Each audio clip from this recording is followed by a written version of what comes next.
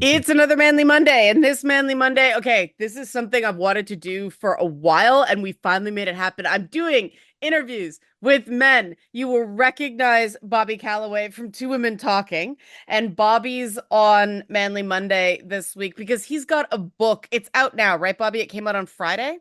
Yeah, it came out on the 15th. Yeah, it's called The Shallow Ocean. And to Oh, me, here, yeah. yeah, okay, show it. Print There it is. The proof copy awesome, that's awesome cover. has the Not band for on it, so resale. Yeah, but it's a story that reminded me a lot of Le Petit Prince, The Little Prince. But it's about a merman reflecting on his life and relationships. And it's got this very kind of the words at the tip of my tongue now, like prosaic sort of, he's okay with his life and the relationships, even though he's very long lived. And so every relationship in his life was inherently temporary because he outlived sort of all his friends. And so I wanted to talk to you on Manly Monday, Bobby, because of that kind of acceptance, that being okay with the transitions in life that a lot of men, at least a lot of men I talk to, struggle with. So, with that preamble, where did this story, which is kind of an all ages story, right? It's got a children's book yeah. vibe, but it's got some very, very mature themes. There just isn't, there isn't a ton of sex and violence, so we don't call it mature, but it's actually more mature than these books. But where did it originally come from? Um, it's funny you mentioned The Little Prince. My French is terrible, so I can't say the original title, Mhm. but I'll have to give credit to a YouTuber called Kaz Rowe. I'm sure a few people know her content. I was listening to, well, a video essay that she did on the late great James Dean, who I'm a big fan of, and she mentioned that The Little Prince was one of his favorite books, and particularly he read when he died, Elizabeth Taylor showed people his personal copy, and it showed that he had read the section with the fox over and over again. And she was reading passages from it, and I was like, "Oh, this sounds really interesting," because I'd never read it before. And then I look it up and read all about it, and the fact that it's a children's book, but it still has a lot of philosophical themes in it as well. And I guess kind of must have been a reflection of where my soul was at the time that I just this story just started creating itself in my head and just all these like individual things. And I eventually did read the book and have it somewhere in the house, and I think I may have even started writing The Shallow Ocean before I started reading The Little Prince, but I definitely kind of the similarities were very intentional. Yeah, that and I mean that book is a gut punch, The Little Yeah. Prince. Hmm. And your YouTube content, which is great. We plug it on the Discord all the time. We talk about it on my content all the time. But Thank you, Eileen. yes, yeah, Eileen. But you tend to focus on content. I won't say it's for girls, but I guess that's kind of the assumption because it prominently features women. And there's very few men doing that kind of content. So why did you decide to focus on, well, okay, Spartacus is the notable exception, but that's the I Leslie Ann mean, Brandt once you business. start Yes. watching it, you will see that there's a lot of reasons for girls to watch that. Well, Leslie Ann Brandt. Yes, Yes, yes. she's amazing. But Mhm. why did you decide to focus on stuff like Charmed and you got Meg from Hercules Oh in the yeah, background? Yeah, and I don't know if you can spectacular. see. Here's another of my favorite princesses there. Pocahontas. Yeah, Mhm. yeah. And oh yeah, she counts as a Disney princess, doesn't she? Yeah, sort of her and Mulan are sort of the honorary princesses. Yeah. So Disney obviously wanting to, make sure the line looks more diverse. yeah, but why do that? Because you're stepping into the realm of stuff guys aren't supposed to do, but you just do it with confidence. Mhm. Yeah, I can't remember where I read this, but there's this sort of cultural response, or sort of like a tense response to the existence of the Disney Princess franchise line because it's so sort of unashamedly girly and all that sort of thing. And there's all these think pieces talking about how like, oh, it's promoting negative messages for girls and all that sort of thing. And But these characters, I mean, I pretty much love most of the princesses. I mean, the only one I don't like is Tiana. That was a whole thing. I made a video about that. Anika Noni Rose is great in the part, though. Just gotta say, and I think it's just sort of and well, to me, it meant not. I didn't become aware of the idea of oh, this stuff is only for girls to watch and this stuff is only for boys to watch Hmm. because I mean, I had a lot of girl cousins and female friends growing up in school, and they all watched a bunch of different stuff. Like I knew girls who like were obsessed with football. I grew up in yeah, the town I grew up in the UK, that's like the training ground for Arsenal. So there were just like loads of girls who grew up in the football culture. So I was always very aware of the fact that girls could be into boy things, and me and my male cousins and my brother and everything, we happily watched all the Disney films growing up, and like it was no big deal for us to watch Beauty and the Beast or Sleeping Beauty and all that sort of thing. So where eventually when I got older and started reading about all this and how the concept of gendered media kind of came about because I think it was the 80s they wanted to decide who to sell toys to. So they said like, okay, Transformers are for boys, so we market to boys, and was it My Little Pony for girls? Yeah, and it's funny. My Little Pony is sort of that mold breaker where the brony Hmm. phenomenon, and a lot of guys I know in the military or who are veterans Yeah, military bronies. because they're in, very stressful circumstances. And so this cartoon about friendship and people being good to each other, that's how it was explained to me, why they Hmm. liked it so much. And the My Little Pony cartoon, like Friendship is Magic, is just, it's a good show. Yeah, and just like the characters are so universal in there. Like there's I think that was the first show I ever became aware of where people were just like picking the character they related most to. And for me, it was Pinkie Pie. But like, there's aspects of like myself in so many of the others as well. And was it you that said like it doesn't necessarily matter, who the gender the media is targeted for. If it's a good character and just good writing, then people will turn up for it. If people don't feel excluded, they will turn up for it. Yeah, and that's what I thought was interesting about the book. Hmm. It does deal with some very heavy themes, but there's this, I don't know. I don't want to say softness because it's not, but there's this, like I said, acceptance of things and the fact that it is a merman narrating the story to a human woman. Hmm. Right. Now, the whole thing about narrating to a woman, that's a trope that has a history. So why did you decide to make it, a younger woman instead of, say, a young man? Hmm.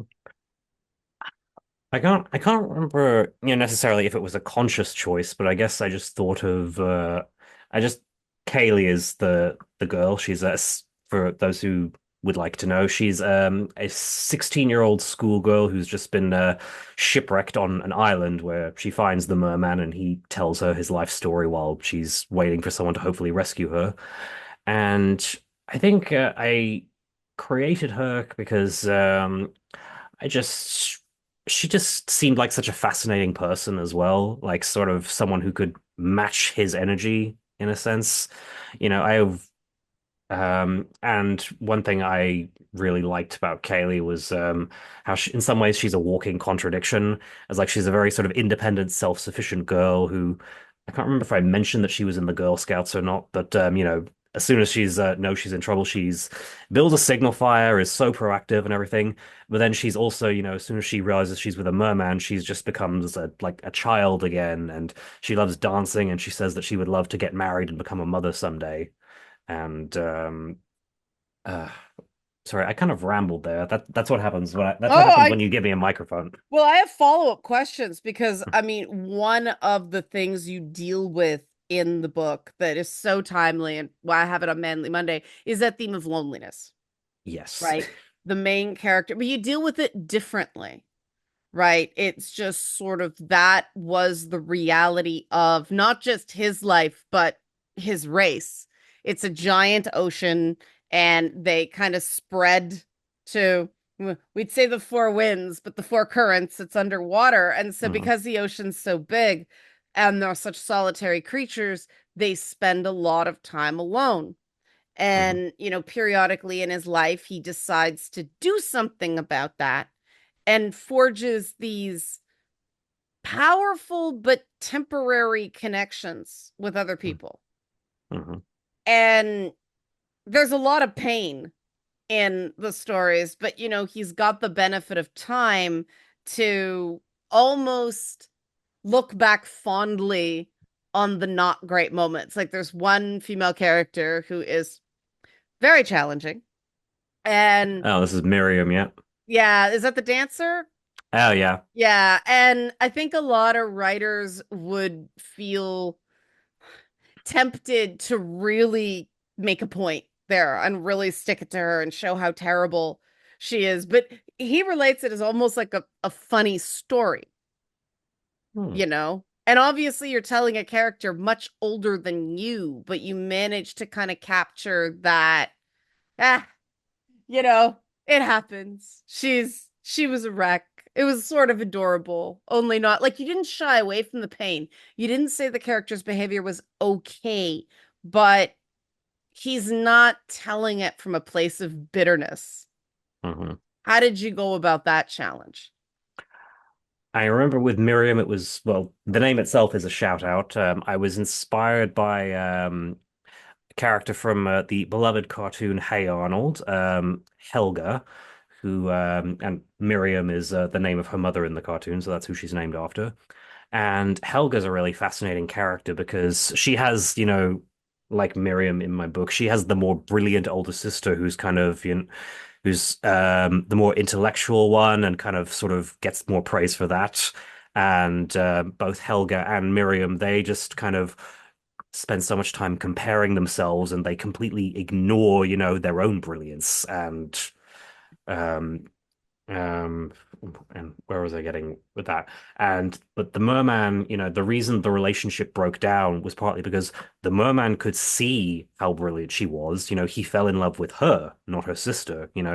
Like for those who haven't read it yet, the they fall in love. Well, she's a ballet dancer, and he attends a performance of Swan Lake, and just he admits it's cliched, but he falls in love with her as she's dancing both the white and the black swan and he just the honeymoon period of the relationship he's just in awe of everything about her because she's the first woman he's fallen in love with and then he slowly starts to see that she can't see herself the way he can see her and I think that's so true to life as well. Was there's so many breakups that it's not dramatic like it is in the movies. There's no yelling, there's no crying, there's no cheating, there's no big dramatic things. It's just I I can't get anything out of this anymore. And that's a line I intentionally borrowed a line from Hey Arnold, where there's an episode where Helga has a nanny who actually does take good care of her, but her parents are very neglectful, so she has no idea. She's like completely weirded out by the fact that she actually has an adult looking out for her. So she sets things up to get the nanny fired, and the nanny knows what she did, and she says, "You're such an angry girl, Helga, and you won't let anyone help you, so you must live with your unhappiness." And that's basically what the merman says to Miriam. And he basically is him and Kaylee when they think about what her life must have been like once he left her. They're just like, well, we hope someone finally got through to her. We hope someone finally, helped her realize, and she eventually, eventually, this experience helped her grow as a person. Mm. Yeah. Sorry, I think I rambled there again. No, no, I mean I mean it's dense, right? The Mm. thing that's so cool about this story is there's a lot, and at no point do you like you trust the reader enough to not go, look at what I'm doing here, right? So people can read a lot into it for themselves. But the fact that he's a character, would you describe the main character as lonely? In a sense, because well, for those who don't know, this merman is very unique to his race because he's the thousandth child. Yep, that's biology for you. Big Um, family, and yeah. and the thousandth children in this universe, they're the only mer people who can lose their tail and walk on land, and but only between sunrise and sunset. So even though he can walk among the humans, he's forever bound by time to, when sunset comes, he has to return to the sea. And so his time with anyone is going to be limited. And I didn't even realize this at the time, but I think I was actually subconsciously taking that from where I live anyway. Like the public transport is very limited, and like usually up until last year, like the last train back to my house is 6:30 in the evening. So with whenever I was meeting with friends or even just going to events, like I remember one person I was like, oh, I got to rush off, and she's like, oh, you're always rushing off. And so and that definitely helped made me feel a bit kind of separate from everyone else. Like I always kind of felt apart from a lot of people because, you know, I would basically have to get home differently than the rest of them, if that makes any sense at all. Yeah. Yeah. I mean, I think that because like loneliness and marginalization are different things. Hmm. Right? And you've sort of got both in that he is, you know, different from other mer people, Hmm. but he's not a person. So he like has sort of two people, but also no people. So that's sort of marginalization. And Hmm. all the fiction I've read of yours has that, there's a focus on that guy who's sort of on the margins of his friend group, right? Yeah, that's definitely comes from even though I am Irish ethnically, like whole family is Irish, I was born in the UK, and uh Ireland is let's see, how do I say this delicately?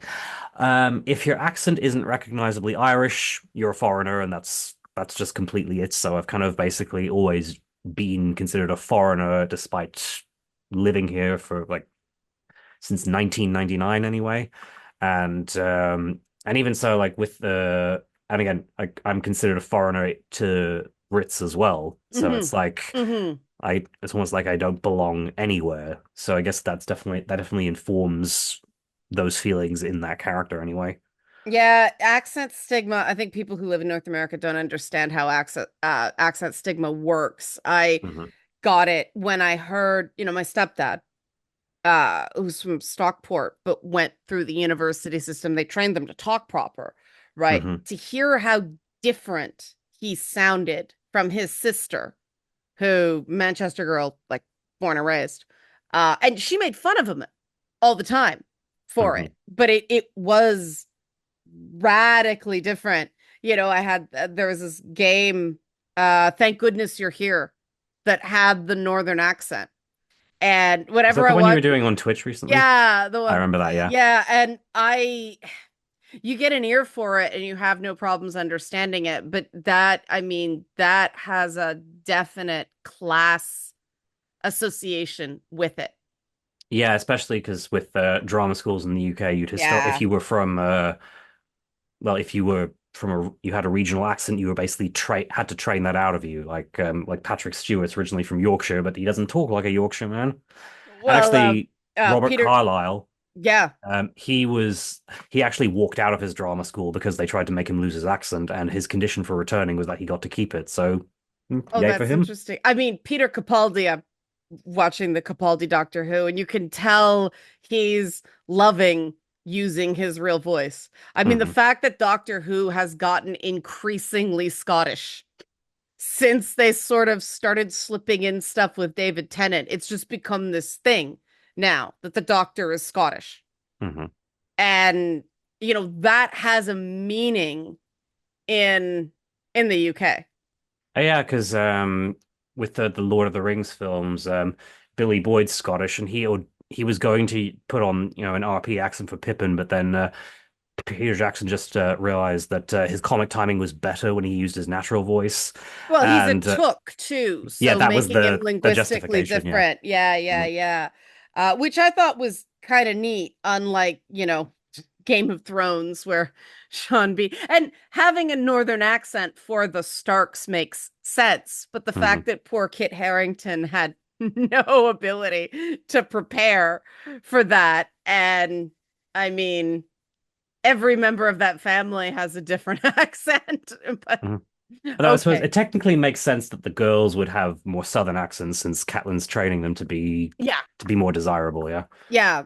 Except for Well, that one period where, oh no, it was the other way around. Arya slipped and didn't sound common enough. So yeah, I guess that kind of makes sense. oh yeah, is it Tywin says I can't decide if you're too smart for your own good or something. Yeah. Yeah. So I mean, and that is a lot of people who haven't grown up in this would be what the heck? And it's the same with the Quebecois accent. European French people make fun of it all the time. This stuff matters. Hmm. And in North America, the focus is more on racial separations and things Yeah. like that, as opposed to class, but it's really all the same thing, Hmm. right? And you have this character who obviously, circulates in high society with the ballet. There's all sort of these um epic fairy tale tropes, I'll say. There's a lot of culture, but he doesn't belong. Hmm. I'd say he bobs through life, but that would be a horrible aquatic pun. Um, Uh, there's the only horrible aquatic pun is the one you don't make. There you go. But how did you? No, there you flow. Oh, sorry. Yes, there we go. We're just being taken away on the currents of this conversation. But Hmm. how did you? Was that kind of the looking back structure? Was that deliberate, or was that sort of as you were writing the book? It's like, no, this is right to sort of be able to tell these stories with the benefit of time past, as and that fondness. That's the word I'm looking for. There's a fondness even to the tragedy in Hmm. his life. Yeah, I mean, I can't remember exactly like if it was intentional, but it was I def because I wrote it very quickly. Like it was the first time I'd ever written a book very quickly because I think I Hmm. only wrote it in a couple of months or so, and well, then like a few more months for editing. But I think it was a real reflection of just where my soul was at the time because I know I was definitely struggling a lot with kind of the impermanence of everything because Hmm. just yeah, just like especially coming out of the pandemic years, and you just realize that that was me realizing that kind of nothing in life is guaranteed, and kind of, things can just like completely change so suddenly, and all of a sudden it's almost like an entire world is gone, and you almost wish you had more time with it. But and obviously getting older as well, you find yourself sort of you realize there's a lot more to look back on than there used to be, and kind of just kind of contextualizing and realizing why things happened and all these sorts of. Again, sorry, I'm rambling again. This is I'm not as good at unscripted as you are. Oh, I'm a I thought that was great. I mean, I do know what I liked about it is even though it's a book for kids, it does have that. I know the older I get, the more I'm okay walking away from things because yeah. I've done it so many times. I know you recover, life goes on, things are Hmm. good again. And it's much easier to sort of go, that was fun, all right, or that wasn't fun, so we're gonna stop it Hmm. and moving on. And it's interesting that that came out of the pandemic because a lot of people are still raging against the lockdowns and the isolation and all that stuff. They're trying to get a do-over. Hmm. And what I liked about the shallow ocean, especially when we're talking about men, because there's this whole thing with men and control and power, and oh, it's impossible odds win anyway, which is a completely unfair expectation, Yeah. right? And so I got this sense from the book that he's sharing his life with this young woman, and more conversations need to happen between men and women. The gender divisions I don't think are good for us. But Hmm. it's this idea that, they made jokes about it, only murders in the building, that when they made the film adaptation within the show, they cast Eva Longoria as what's her name? Uh Selena Gomez's character because a young woman with two elderly men was creepy. And it never used to be that way. Hmm. when it's just mentorship, when it's just friendship, there's no sexual anything going on. He sees her as a kid, Hmm. right? That sharing doesn't happen. And it's not really paternal. He's kind of like not even an uncle. He doesn't really have these roles, right? Yeah, He I mean, doesn't he have views her these, as a yeah. sister towards the end. Yeah, Okay. yeah, Okay. that was very deliberate of me to put that in there because I was just like, I do not want people shipping these two together. And they're gonna Because do it. yeah, people see love interests everywhere. And that's too bad, right? Yeah. Because there's something, it demystifies the opposite sex if you are heterosexual but are capable of having friends Hmm. of the sex you're attracted to. And we have to accept ourselves as people. He doesn't talk down to her either, which I notice. He's is it more of a how much of a confessional is the book? How do you mean? Like he's telling her stories. I don't want Hmm. to spoil the ending, the reasons he's telling her. But because the way you kind of prepare the audience for what happens, but don't like, flat out say it. There's a mystery all along that I quite liked. But he's giving her this information both to pass the time while Hmm. she's waiting to be rescued, but also as sort of a humans are social creatures. He's a solitary being. He's okay with being alone, but he still needs to share. Hmm. And I could never figure out, I kind of like that I could never figure out how much of it is sort of I want someone to know these things about me. I want Mm. people to know what's important to me, that idea of being seen and heard versus I got to get this off my chest while somebody's willing to listen to me, you know? Ah, sorry, I Like, just got a cough. oh, Mm. Oh, sorry. spit on the truth. Uh, Hmm. that idea of connection, even if it's fleeting, you know? Yeah, I Um, think definitely the someone needs to know these things about me. okay. I So can't it's, I can't say that was my intention, like to set out and do this, but looking back in kind of hindsight, that's what it was. Yeah, definitely. yeah, it's a book about meaning to me. He's picked these stories from his life Hmm. to share. And they're special because of what it meant to him, not necessarily the details of it. And that's something you don't see men doing in media very often. It's normally Wolverine at the bar getting drunk again because he's all bottled up and he doesn't talk about what happened to him. But here's a guy who just sort of person, share, info dump almost.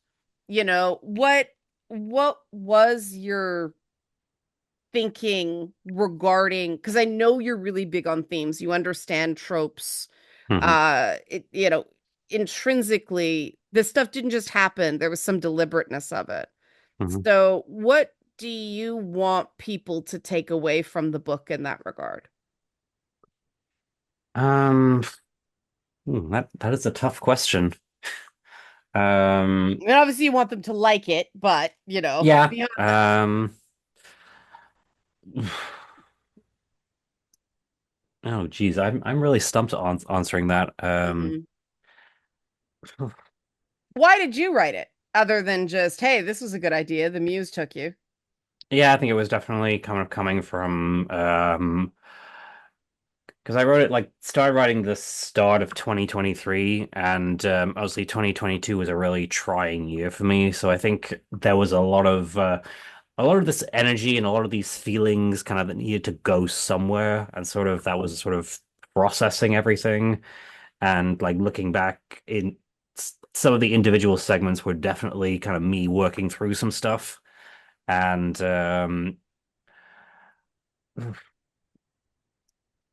I'm not sure, if I want anyone to take away anything in particular because, I want to control anyone's reaction to Fair. this, Yeah. I just, I would hope they enjoyed it, and if they don't, that's great as well. I mean, I would hope some people have a reaction to it, and, I would hope that it means something, if that makes any sense.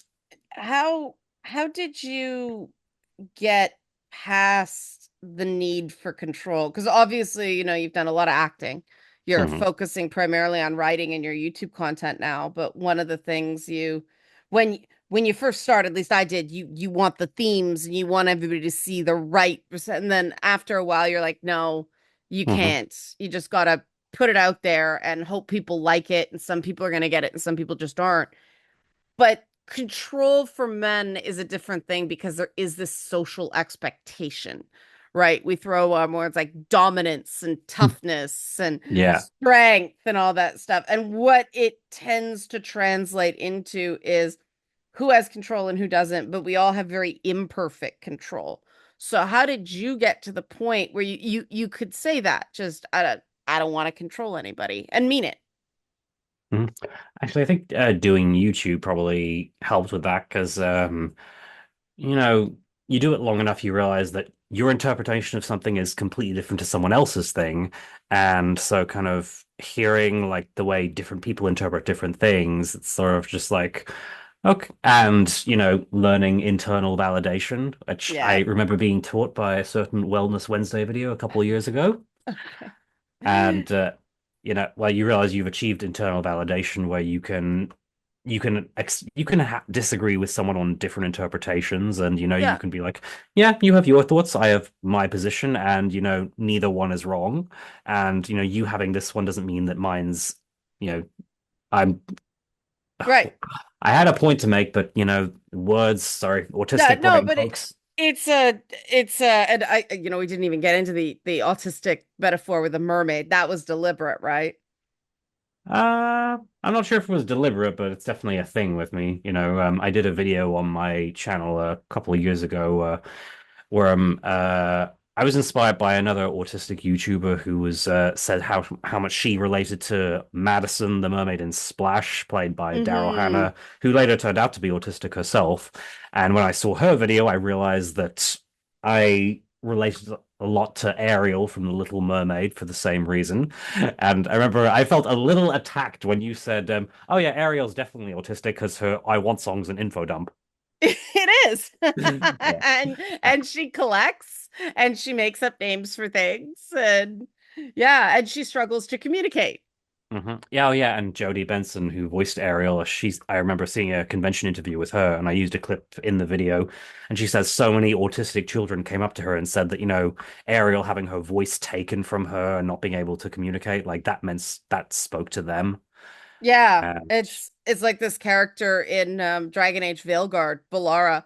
The minute she was there, I was like, oh, she's autistic coded. And the whole chat went, oh my God, can't see now because mhm, she's interested in things and she talks a lot and mhm, but there's this thing with guys right now that they're being crushed by expectation. yeah, And and that's I have Kaylee mention that in the book. Like yeah.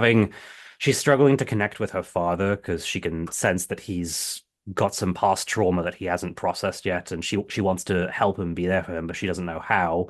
And she also has a brother who's very much like her in miniature and is full of imagination and full of all these things, but because he's a boy, he's not allowed to be like that. And she says that she can sense that now that he's started school and kind of that sort of light is already beginning to fade from him. And um, I think I was actually inspired. Again, a lot of inspiration comes from your videos. I remember there was one you mentioned where boys often aren't encouraged to dream the way girls are. Mhm. You obviously put it more eloquently than I could. I thought that was a good summary. I mean, yeah, because it's all about, I mean, both are about social role, but you don't Hmm. hear boys singing about, I want adventure in the great wide somewhere, Hmm. that really is something that the call to adventure is obviously part of the hero's journey and it's Hmm. there, but so often, um, it just sort of happens. They fall into it. I think Hmm. Bilbo Baggins is one of the few classically who actually seek it out.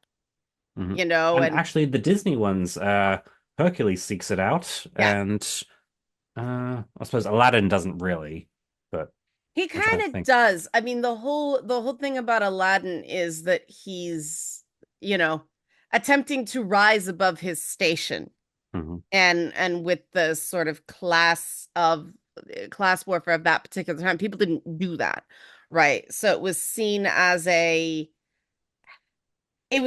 rebellion instead of dreaming. Hmm.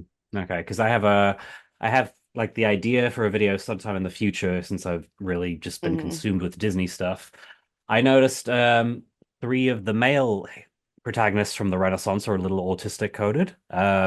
Quasimodo from The Hunchback of Notre Dame, Hercules, and Tarzan, actually. Kind of Tarzan more so in the spin-off series, which if you haven't seen it is actually really good. Because I just there's so many things of like Jane and the professor like saying these like expressions and Tarzan just not getting what it Yeah. is.